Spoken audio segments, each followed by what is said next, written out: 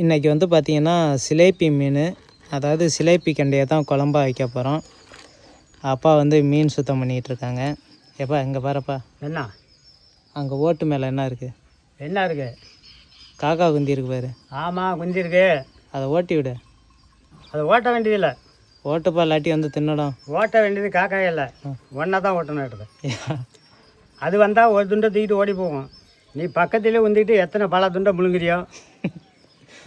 போகணும், ஒன்று தான் வெட்டணும். போகலன்னா குச்சி எடுத்து தான் வெட்டணும். எப்படி போ. மீன் குழம்புனா கோழி வித்தியா கவிச்சு அடிக்க வந்துருமா மூக்கில் வைத்த மாதிரி. ஒரு கவிச்ச குழம்பு வைக்க வைக்கலையே. மீன் எப்படிப்பா சுத்தம் பண்ணுற? எப்படி சுத்தம் பண்ணுறான் பார்த்துக்கிட்டே இல்லையா? அப்படி தான். இன்றைக்கி ஒரு பிடி பிடிக்கலாம்ண்ணா. போட்டு எல்லாம் கிளி சுத்தம் பண்ணி வச்சுட்டு குழம்பு இறக்கி வீட்டை உள்ளே வச்சுட்டு நான் கொல்லைக்கு பிள்ளை எடுத்து விடையாறேன். இங்கே காக்கா இந்த மாதிரி வீட்டுக்கு பூனைக்கண்ணா வரும். நீ பக்கத்துலேயே குந்திக்கிட்டு பார்த்துக்கிற பத்திரமா. நான் வந்து பார்த்தா குழம்பு மட்டும் இருக்கணும், அப்படியே மீன் எதுவும் இருக்கக்கூடாது. அப்படி இருந்தாக்க தலை தான் கிடக்கணும். எல்லாத்தையும் சாப்பிட்டுடணும். எல்லாத்தையும் சாப்பிட்டுடணும். அப்போ தான் அடிக்கடி மீன் குழம்பு உனக்கு சுத்தம் பண்ணி வச்சுக்கிட்டே இருப்பேன்.